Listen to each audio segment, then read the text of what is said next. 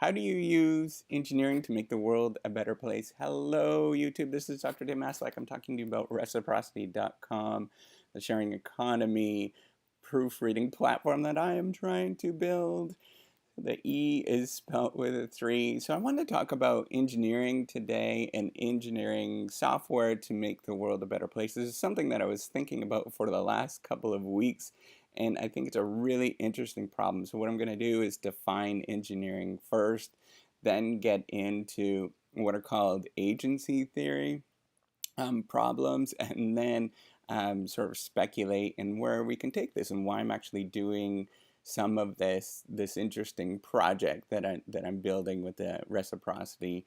So the first thing is I probably should tell you who I am. I did my engineering degree at the University of Waterloo years and years and years ago now. I graduated in 2003 with a degree in chemical engineering, as well as I looked at, I did a minor in sociology, and which seems like an odd combination, but it's going to make a lot of sense in just 1 second. Then I did a management degree. I'm actually a professor of innovation and entrepreneurship strategy at a large state institution in Florida.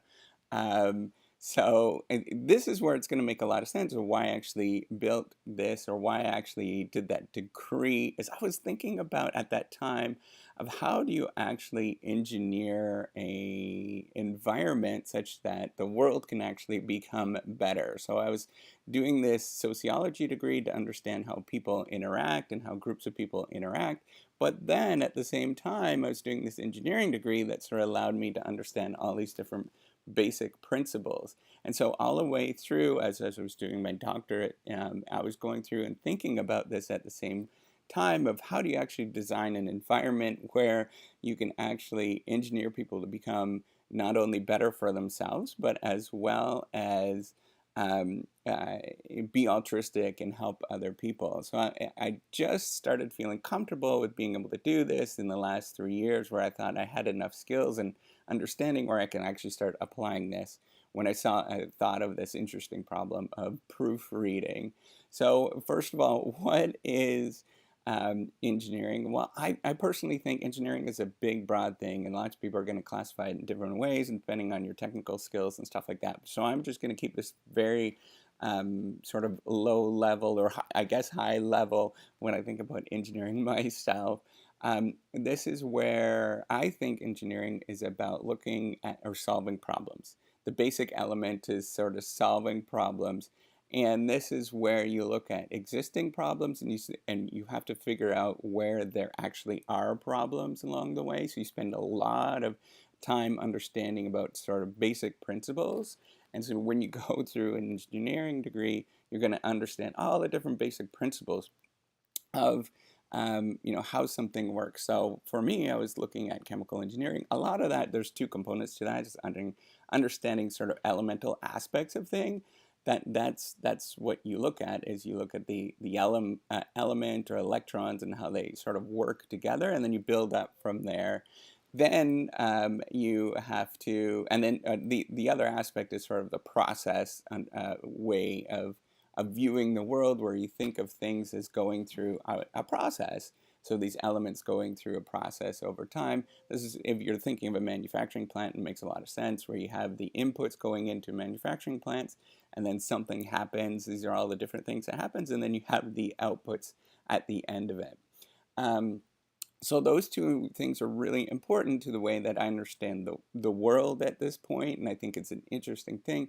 First of all, the elemental component that we can think about are actually people and how they interact with each other, because when we have these elemental things, people working together, they actually come together and you get some sort of emergence, where you get a thing that's much bigger than the sort of basic element. So if you think of atoms, if you think of any elemental structure, if you think of anything right now in the world around you, if you look around, it's actually, if you think of something as really, really sort of hard or physical, diamonds, for example, they're actually just little tiny atoms or little tiny molecules that are all fitting together. And it's because we're at such a, we're so big compared to these elements. We see them as sort of physical, tough structures. They're actually vibrating a little bit. They're moving around. The atoms are actually moving around a little bit, even in the hardest substance in the world.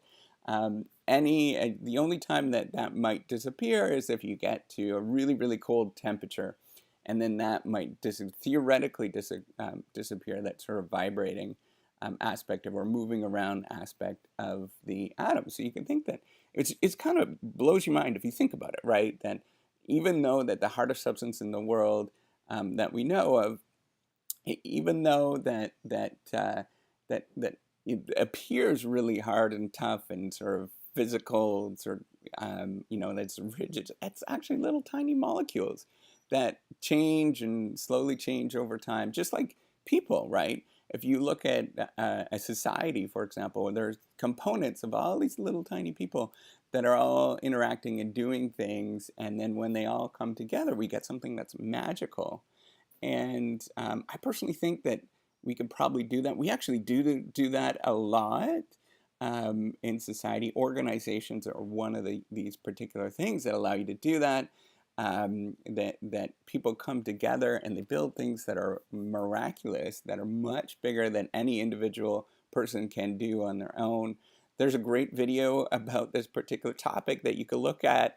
It's a TED Talk actually, where you can go and see somebody actually try to build a toaster by scratch, and you can see it's terrible what they build. I don't exactly know what it is. If somebody knows this video, you can put it in the notes or the comments below. But then when you think about how we actually build these toasters, we can build them remarkably cheap now in an organization. Not only cheap, but they're very good. They're very, very sophisticated. And that's the kind of stuff that we could do with this. So that's why I'm very interested in this topic, and that's why I'm building sort of reciprocities. I'm trying to think about ways that you can actually make people, or encourage, not make people, but encourage people to be nice and give back, incentivize them to be altruistic and just be better human beings. And there is a problem that, and this relates to a particular topic in management or organizations. When we think about how managers actually work, there's been a lot of research on this for years and years and years. And it's this topic called agency theory. Since probably about the 70s, we started talking about this. And it became, somebody actually won the Nobel Prize because of this. I believe so. Anyways, I'm 99.9% sure, but I'm sure somebody will look that up. And what actually happened is, or the way that we imagine agency theory is, and we have a principal and an agent together. We have one person trying to sort of guide somebody else. So somebody else, that's exactly what the agent is, or somebody else trying to do some sort of work or work in a certain direction. This other person, they, just like everybody else, they have a distribution of how they might work together with other people. Some people work together really, really well. And that's, those people you don't have to worry about. They're amazing. They're going to contribute. They're going to be really just fantastic people. But then there is this whole, there's the other side of the distribution where there's people going to be sort of slackers. They're not going to want to do too much. They're going to maybe even destroy things in an organization. Some people do that kind of stuff, right? They might be wasteful.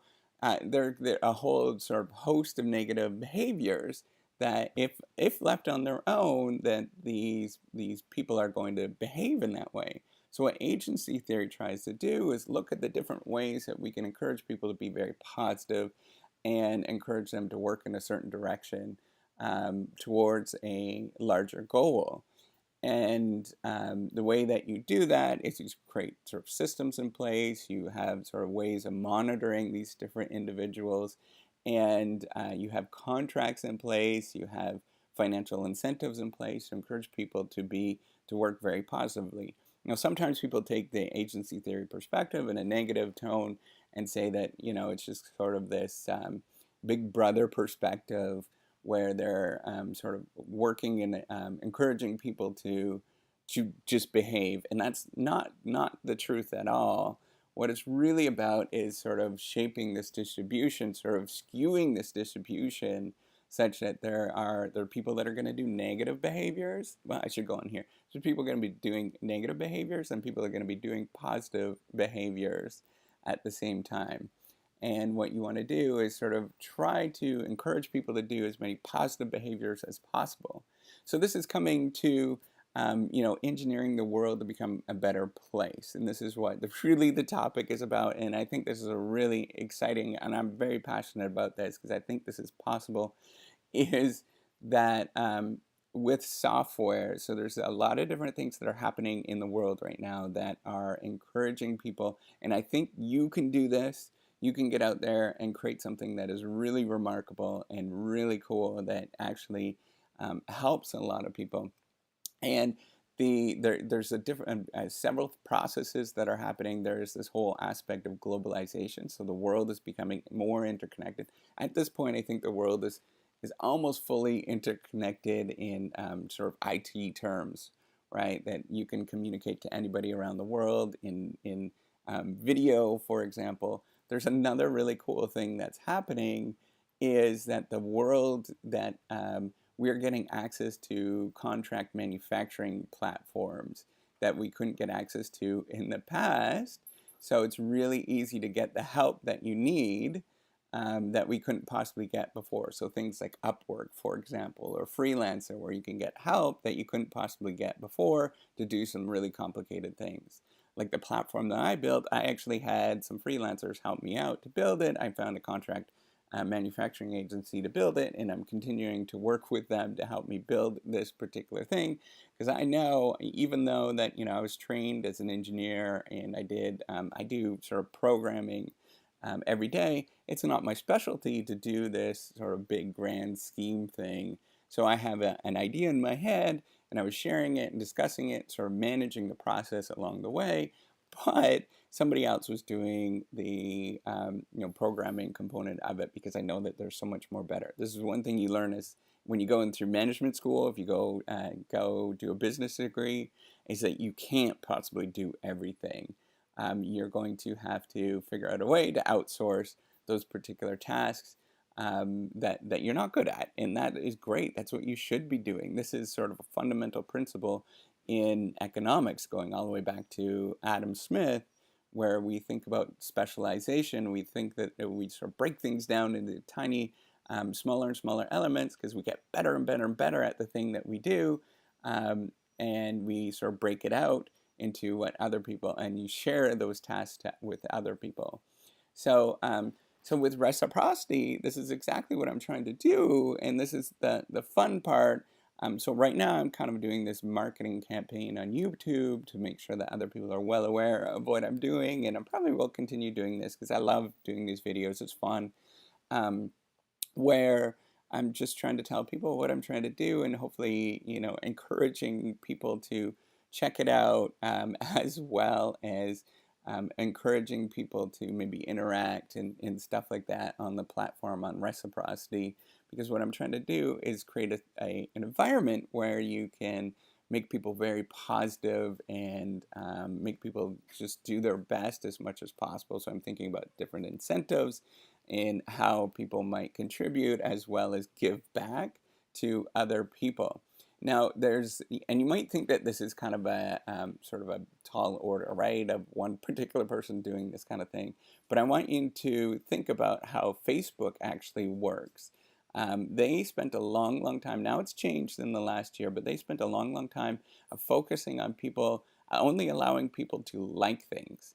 That was on purpose. That was very much an engineering decision, because that encourages people to be very positive on their platform and encourages people to interact and share and be fun. There's other platforms out there, and I'm sure you're well aware of them, and this is one of the things I actually sort of experienced myself, that you can go onto these other platforms and you have a very negative experience because people are jumping on you and you're feeling terrible whenever you interact in that, and encourages people to never participate, right? And that's not what we want in society. We want people to feel very welcome and able to share and just become the best person that they can become. And the only way that you can do that is, or in a software platform, is to very much think about how to make people become positive, right? So we can, and I used to sort of not think about this in any sort of way, or I used to push back in the sort of positive aspect of things. But because I know people are really different and there's a huge distribution of people's ability. However, why not start with an environment? Why not create an environment where people are naturally positive or encourages people to be positive? It's going to make the world feel so much more warmer and closer, and it's going to encourage people to participate um, more than just focusing on making things sort of equal across the board, in the sense that there's some platforms that are out there that encourages people to say whatever they want anonymously, and that's a really negative thing in my view. It's a really negative thing, because it encourages people to become nasty, right? When you have anonymity and you can say whatever you want, that encourages sort of negative behaviors in people. But why not create an environment where you could actually be really positive people to be as awesome as possible? And that's what I'm trying to do with reciprocity, is encourage people to be as awesome as possible, to give great feedback to other people, as if the feedback that you receive would be like the feedback that I would love to receive, where somebody is being very positive and helpful on my own writing, and as well as, you know, just being a decent person, not sort of cutting other people down, making sure that we're always focused on the sort of end goal of making the world a better place. And that's what I'm trying to do. And I think those people who are trying to design software or build software should think about this, that that there is a distribution of how people behave, and some people are going to behave very negatively, and some people are going to behave very positively. And you want to encourage people to behave very positively and sort of squash the negative behaviors, because those negative behaviors actually have a much larger impact. Behaviorally, we know this, that negative behaviors have a much larger impact than the positive behaviors. So you basically want to ensure that people are doing maybe 3 or 4 times much positive behaviors for one negative behavior that's out there. And you know, that's probably a good ratio, maybe in 5 to 1, with the positive behaviors, the negative behaviors. And encouraging people to act that way will make the world a better place. It'll make your software platform so much more fun to use than some of these other ones that are out there that are very just negative. So that's all I had to say. That's what I wanted to share today. If you like these videos, if you want to learn more about, about my philosophy on strategy and innovation technology. I'm a professor of innovation and technology.